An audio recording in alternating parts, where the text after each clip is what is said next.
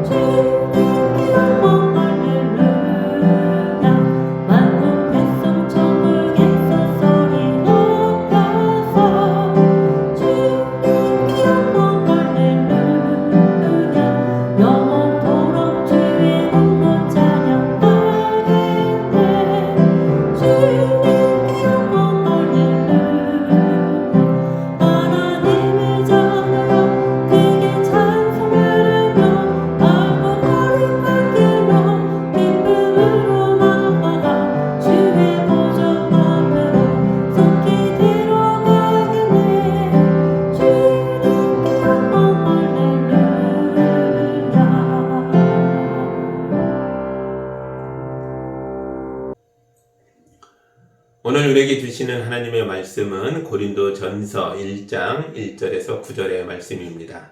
하나님의 말씀을 봉독할 때 경청하시기 바랍니다. 하나님의 뜻으로 그리스도 예수의 사도로 부르심을 받은 나 바울과 형제 소스데네가 고린도에 있는 하나님의 교회에 이 편지를 씁니다. 그리스도 예수 안에서 거룩하여지고 성도로 부르심을 받은 여러분에게 문안드립니다. 또 각처에서 우리 주 예수 그리스도의 이름을 부르는 모든 이들에게도 아울러 문안드립니다. 예수 그리스도는 이 사람들의 주님이시며 우리의 주님이십니다. 하나님 우리 아버지와 주 예수 그리스도께서 내려주시는 은혜와 평화가 여러분에게 있기를 빕니다. 나는 여러분이 그리스도 예수 안에서 받은 하나님의 은혜를 생각하고 여러분의 일로 언제나 하나님께 감사를 드립니다. 여러분은 그리스도 안에서 모든 면에 풍족하게 되었습니다. 곧 온갖 언변과 온갖 지식이 늘었습니다. 그리스도에 관한 증언이 여러분 가운데서 이렇게도 튼튼하게 자리 잡았습니다. 그리하여 여러분은 어떤 은사에도 부족한 것이 없으며 우리 주 예수 그리스도의 나타나심을 기다리고 있습니다. 우리 주 예수 그리스도께서 나타나실 날에 여러분이 흠잡을 데 없는 사람으로 설 수 있도록 주님께서 여러분을 끝까지 튼튼히 세워주실 것입니다. 하나님은 신실하신 분이십니다. 하나님께서는 여러분을 부르셔서 그 아들 우리 주 예수 그리스도와 친교를 가지게 하여 주셨습니다. 아멘. 잠깐 기도합니다. 사랑의 하나님 아버지, 죄인이었던 우리를 불러서 예수님과 친교하는 자, 주님의 제자로 살게 하시니 감사합니다. 오늘 말씀을 깊이 들여다보고 묵상하여 참된 그리스도의 길을 걸어갈 수 있도록 인도하여 주옵소서. 예수님의 이름으로 기도하옵나이다. 아멘. 작년에 우리는 투표로 장로님과 권사님들과 안수 집사님을 뽑았습니다. 저는 선출된 분들과 함께 모여서 교회에 관한 책을 같이 읽었고, 교회란 무엇인가, 우리 교회는 어떤 교회가 되어야 하는가 라는 주제로 대화를 나누는 시간을 가졌었습니다. 우리가 꿈꾸는 교회는 어떤 모습입니까? 세속의 번잡함에서 벗어나서 사랑과 정이 넘치고 아름답고 거룩한 공동체를 우리가 생각하잖아요. 하지만 실제 우리가 마주치는 교회의 현실은 조금 다르죠. 세속의 번잡함이 교회 안에도 그대로 있고요. 세상에서 하던 돈 걱정을 교회에 와서도 할 때가 있고, 세상에서 하던 다툼이나 세상에서 하던 근심과 걱정이 교회에 와서도 여전할 때가 있습니다. 아침에 집에서 싸우고 나온 부부가 교회에 와서 하루 종일 같이 있으면서도 얼굴 한번 쳐다보지 않는 일도 있을 수 있겠죠. 왜 그렇습니까? 우린 여전히 죄인이어서 그렇습니다. 우리는 날개를 가진 천사들이 아니라 상처투성이 죄인들인 것입니다. 교회는 이런 죄인들의 모임입니다. 하지만 교회와 교도소는 다릅니다. 교도소는 심판으로 가는 곳이고 교회는 은혜로 모이는 곳입니다.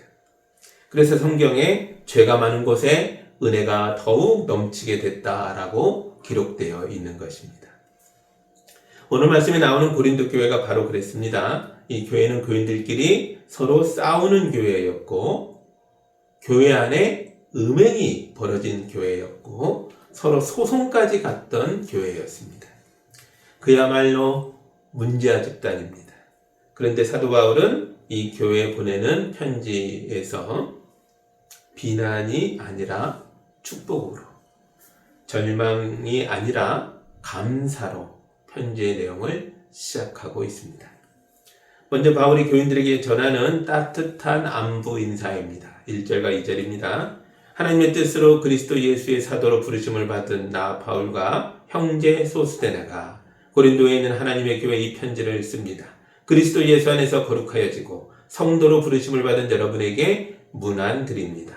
또 각처에서 우리 주 예수 그리스도의 이름을 부르는 모든 이들에게도 아울러 문안 드립니다. 예수 그리스도는 이 사람들의 주님이시며 우리의 주님이십니다. 아멘. 바울은 문제아 교회의 교인들에게 사랑과 존경을 담아서 문안 인사를 전하고 있습니다. 한 번이 아니라 여러 차례 따뜻한 말들로 인사를 건넵니다. 그 표현이 재밌죠? 교인들을 그냥 무슨 교회 교인들이여 이렇게 부르지 않고 여러 가지 표현들을 씁니다. 하나님의 교회라고 부르고 거룩한 성도들이라고 하고 예수 그리스도의 이름을 부르는 자들이라고 말합니다. 여기에 놀라운 역설이 있습니다. 고린도 교회 사람들은 삶의 모습만 보면 결코 거룩한 사람들이 아니었습니다. 하지만 하나님 보시기에 그들은 여전히 교회였고 하나님의 백성들이었습니다. 고린도 교회 교인들이 그렇다면 우리도 마찬가지죠. 세상에 돈 걱정을 끊지 못하고 교회에 와서도 한숨 쉬고 살아가는 우리들, 여전히 하나님 백성입니다. 부부싸움을 하고 와서 서로 얼굴을 쳐다보지 않아도 여전히 우리는 교회의 교인이고 하나님의 사람들입니다. 교회는 거룩한 사람들이 오는 게 아닙니다. 교회는 죄인이 와서 예수 믿고 구원받는 곳입니다. 그래서 죄인으로 가득한 교회가 은혜로운 교회인 것입니다. 요한복음 6장에서 예수님이 이런 말씀을 하셨습니다. 제가 읽어드릴게요. 아버지께서 내게 주시는 사람은 다 내게로 올 것이요 또 내게로 오는 사람은 내가 물리치지 않을 것이다. 내게 주신 사람을 내가 한 사람도 잃어버리지 않고 마지막 날에 그들을 살릴 것이다. 아멘. 고린도 교회 사람들은 오늘날 우리와 크게 다르지 않은 평범한 사람들입니다. 고린도는 로마 군대에 의해서 완전히 파괴된 적이 있었습니다. 하지만 카이사르의 재건 정책에 힘입어서 지금 모든 게 새로 지어지고 있는 거대한 신도시로 거듭나고 있었습니다. 그래서 고린도는 기회의 땅이었습니다. 많은 사람들이 인생 2막을 꿈꾸면서 고린도로 몰려왔습니다. 고린도에는 거대한 무역 항구가 있었기 때문에 무역선들이 이곳에 들려서 물건을 내리거나 다시 싣거나 하는 일을 했습니다. 오늘날의 무역항 허브였어요. 은퇴한 선원들이 고린도에 정착했고 과거 경험을 살려서 무역선의 선원들을 대상으로 술과 음식과 여흥을 팔았습니다. 상인들도 고린도에 정착해서 배들이 가져오는 물건들을 로마 제국 전역으로 유통시켰습니다. 그리고 은퇴한 군인들도 이 도시에 정착해서 그들의 경험과 인맥을 사용해서 막강한 이권 집단으로 자리 잡았습니다. 그리고 또 누가 왔느냐? 로마 제국 모든 곳에서 종교인들이 이곳에 왔습니다. 이 신도시가 되니까 막 종교기관들이 막 설립되는 거죠.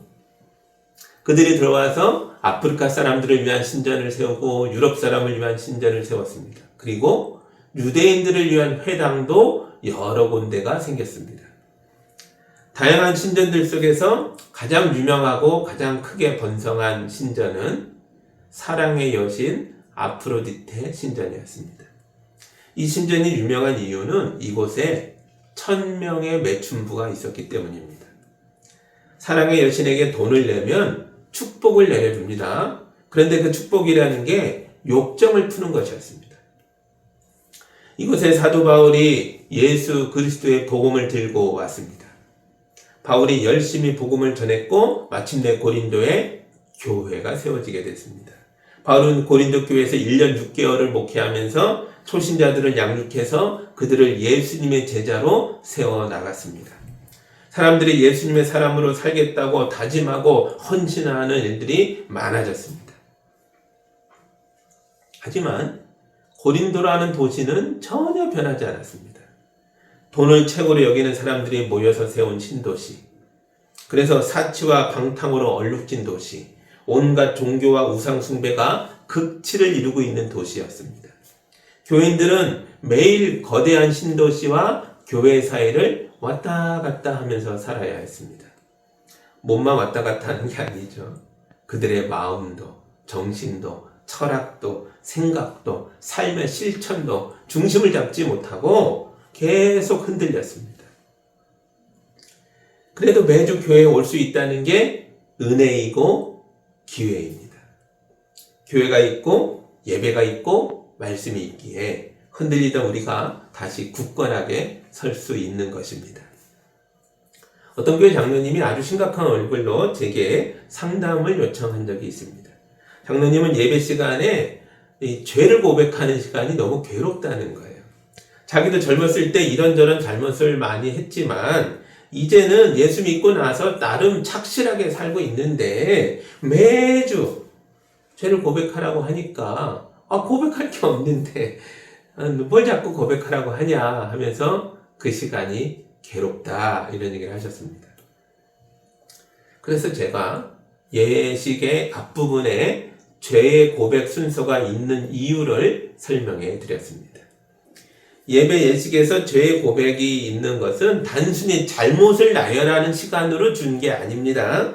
하나님과 교회 공동체 앞에서 나를 깨끗하게 정화하고 화해하는 시간으로서 그 앞에 놓여 있는 거죠. 예를 들어 볼게요. 어떤 청년이 회사에 취직이 됐습니다. 출근 첫날 청년이 깨끗하게 샤워를 하고 이날을 위해서 미리 예비해둔 깨끗한 새 옷을 입고 집에서 나옵니다. 그리고 복잡한 출근길을 뚫고 회사 앞까지 왔어요. 이제 정문을 열고 들어가면 회사 분들을 만나게 될 거예요. 그런데 이 청년이 그 문을 바로 열지 않았습니다. 문 앞에 서서 먼저 흘러내린 머리카락을 쓸어 올려 단정하게 다시 한번 보고 출근길에 흐트러졌던 옷차림도 다시 이렇게 정비를 하고, 그리고 하다 보니까 옷에 먼지와 실밥이 보여. 다 털고, 그리고 그 문을 열었습니다. 아침에 샤워했잖아요. 옷도 새 옷 입었잖아요. 그런데 왜 문을 열기 전에 자기 점검의 시간을 갖는 겁니까? 이 문을 열고 들어가면 앞으로 그가 이 회사 다니면서 함께 어울려야 하는 중요한 사람들을 만나게 되기 때문입니다. 그래서 그들을 만나기 전에 스스로 자기를 돌아보는 시간을 갖는 거죠. 예배는 하나님을 만나는 시간입니다. 거룩하신 하나님을 만날 때는 당연히 스스로를 돌아보면서 마음의 먼지를 털어내는 순서를 가져야 하는 겁니다.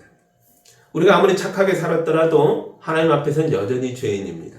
그래서 거룩하신 하나님을 만나기 위해 먼저 우리가 하는 일이 마음을 비우고 준비하고 정화하는 시간을 갖는 겁니다. 그리고 죄는 나 혼자만의 문제가 아니잖아요. 한 사람의 죄가 가족과 이웃과 교회와 사회에 상처를 입힙니다. 그래서 죄를 고백하는 시간은 가족과 교회와 사회에 대한 나의 책임을 되새기는 시간이기도 합니다. 누가 감히 스스로 완전한 부모라고 말할 수 있겠습니까? 누가 감히 스스로 효자라고 주장할 수 있겠습니까? 누가 감히 자기 사명을 완수했다고 말할 수 있겠습니까? 그래서 우리는 불완전한 자신을 돌아보면서 하나님의 은혜를 구해야 하는 것입니다. 사람이 하나님 앞에서 자기를 낮출 때 비로소 그의 마음에 말씀의 자리가 생깁니다. 나는 괜찮아, 나는 잘 살았다니까 이런 교만함으로 꽉 차 있으면 말씀이 들어올 수가 없잖아요. 자기를 낮추고 마음을 비워야 말씀이 들어오죠. 마음이 가난해져야 하나님 말씀을 먹을 수 있게 됩니다. 우리 마음에서 교만이 빠져나가야 비로소 우리 안에 은혜가 채워질 수 있는 것입니다. 이런 흔들리는 인생들에게 있어서 가장 필요한 게 뭘까요? 우리가 교회 왔잖아요. 부족하지만 끊임없이 흔들리는 가운데 하나님 앞에 왔잖아요. 그럼 하나님 우리에게 먼저 주시는 게 뭘까요? 사랑과 연민을 우리에게 주십니다. 사도 바울도 이 문제아 교인들을 따뜻한 사랑과 연민으로 응원하고 있습니다. 3절입니다. 하나님 우리 아버지와 주 예수 그리스도께서 내려주시는 은혜와 평화가 여러분에게 있기를 빕니다. 아멘. 우리는 화가 나면 넌 정말 나빠. 넌 항상 그랬어. 이런 식으로 말할 때가 있습니다. 그러나 그렇지 않죠. 정말 나쁘고 항상 나쁜 사람이 어디 있겠어요? 어떨 때는 좋은데 어떨 때는 나쁜 거죠. 사람은 누구나 그렇습니다. 바울은 고린도 교회가 가진 장점들에 대해서도 차분하게 생각해 보았습니다. 4절입니다. 나는 여러분이 그리스도 예수 안에서 받은 하나님의 은혜를 생각하고 여러분의 일로 언제나 하나님께 감사를 드립니다. 아멘. 누군가에게 실망하고 화가 날 때 그와 함께 했던 좋은 것들을 먼저 생각하십시오. 그분이 가졌던 장점들을 좀 기억해 주십시오. 그리고 먼저 감사하십시오. 바울도 고린도 교회에서 행복했던 때가 있었습니다. 고린도 교회는 바울에게 좋은 추억이 많은 교회입니다. 바울이 고린도 지방에 처음 와서 복음을 전할 때 이 도시는 환락과 우상의 중심지였습니다. 바울은 많이 외로웠습니다. 도저히 복음을 받아들일 만한 도시가 아니었습니다. 그런데 이렇게 외롭고 힘든 바울이 어떻게 고린도에 정착해서 1년 6개월이나 있을 수 있었을까요? 좋은 사람들을 만났거든요. 하나님이 예비하신 사람들이 이 도시에 있었습니다. 그들이 바로 브리스길라, 아굴라 부부였습니다. 바울은 이 부부를 통해 많은 사랑과 위로와 격려를 받았습니다. 그리고 지금 바울이 이 편지를 형제 소스데나와 함께 보내고 있습니다. 1절에 이렇게 말하잖아요. 이 소스데나가 누굴까요? 사도행전 18장에 보면 소스데네는 고린도에 있는 유대인 회당의 회당장의 이름입니다. 그가 바울의 설교를 듣고 변화되어 예수 믿게 됐습니다. 그런데 이 일로 말미암아 모함을 당하고 관리들에게 잡혀가서 매를 맞았습니다. 그런데도 그는 예수님을 배신하지 않았습니다. 이 소스데나가 지금 바울 곁에 함께 있는 겁니다.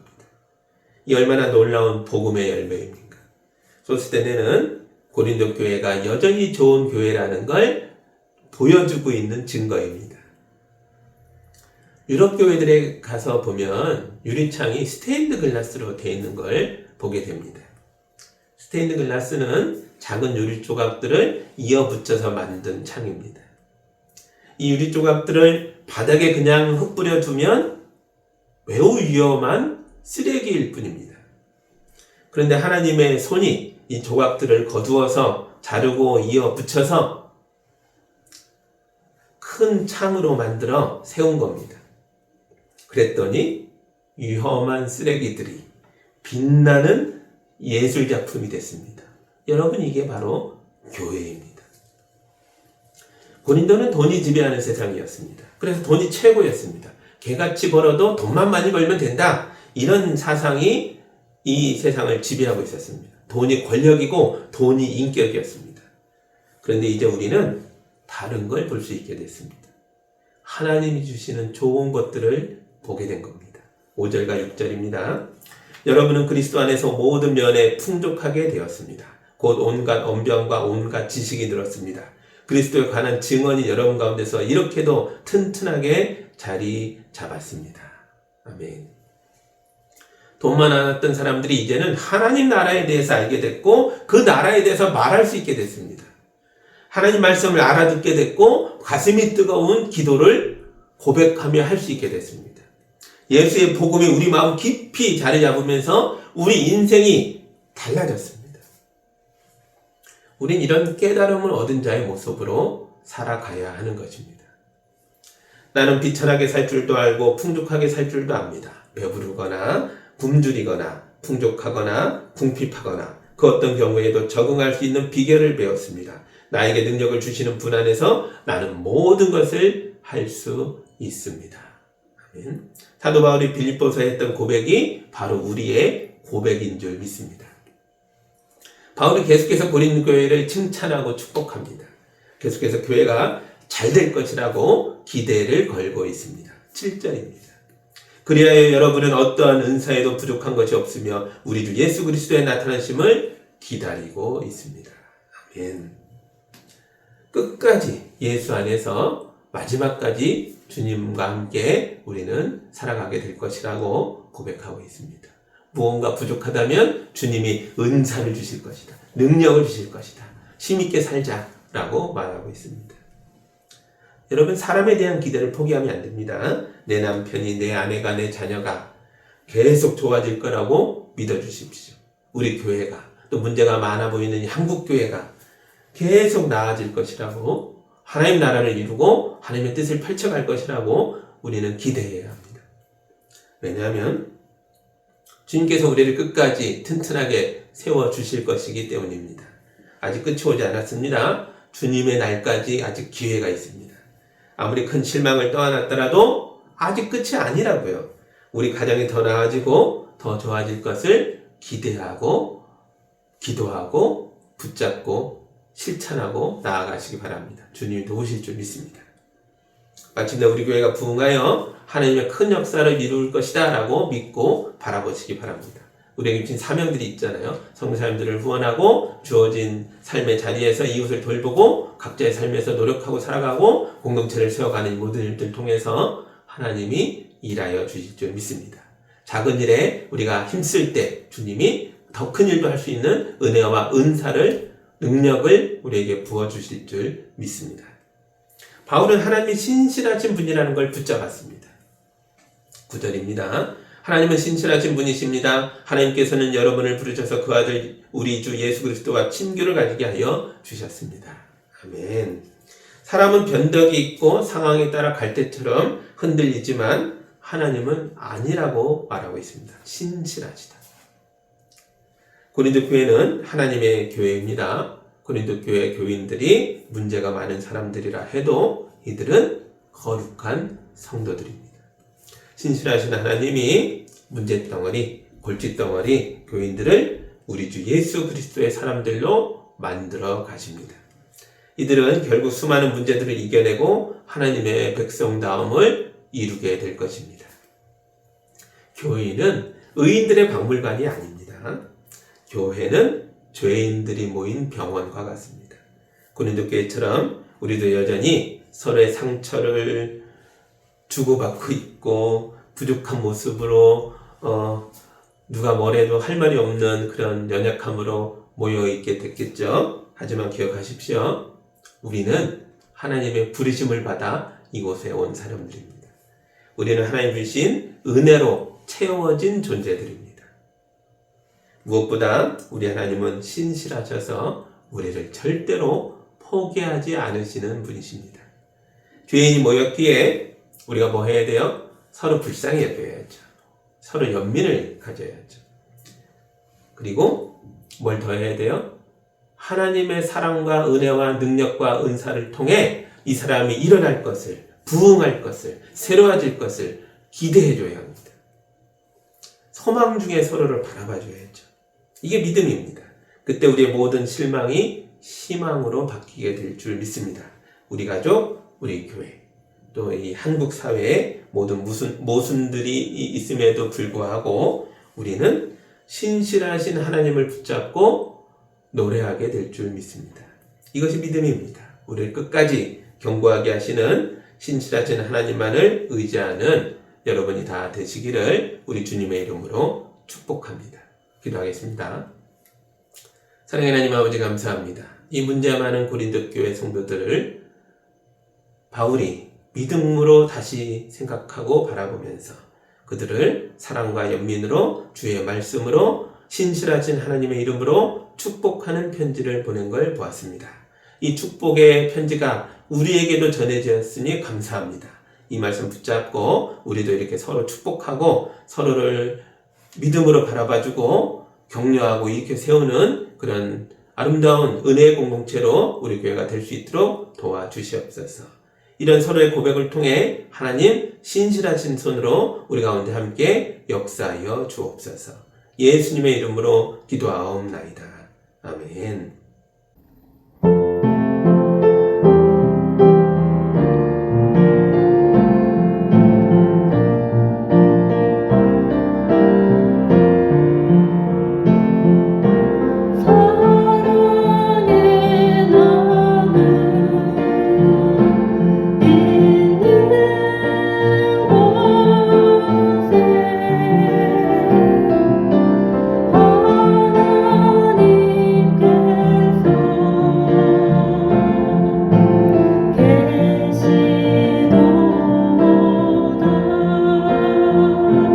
사랑하는 하나님 아버지, 우리 성도들이 거룩한 예물을 주님께 올려드렸습니다. 이 귀한 예물이 하나님 기뻐하시는 일들로 아름답게 쓰이게 하여 주옵소서. 세상 땅 끝까지 곳곳으로 스며들어가 죄악 속에 있는 사람들을 주님 앞으로 불러내어 구원받는 자들로 하나님 백성으로 세우는 일에 쓰이게 하여 주옵소서. 주님, 우리 성도들이 삶으로 이 세상에 부딪히며 살아갈 때에 세상에서 깨지고 상처 입는 것이 아니라 주의 말씀으로 세상을 다스리고 세상을 이기는 모습으로 살 수 있도록 도와주시옵소서. 예수님의 이름으로 기도하옵나이다. 아멘. 이제는 우리 주 예수 그리스도의 은혜와 우리 하나님 아버지의 크신 사랑하심과 성령님의 인도하심과 교통하심이 주님 말씀 붙잡고 예수 그리스도의 사람이 되어 하나님의 뜻을 펼치는 삶으로 담대하게 나아가는 우리 모든 성도들 위해 이제로부터 영까지 함께하기를 간절히 축원하옵나이다. 아멘.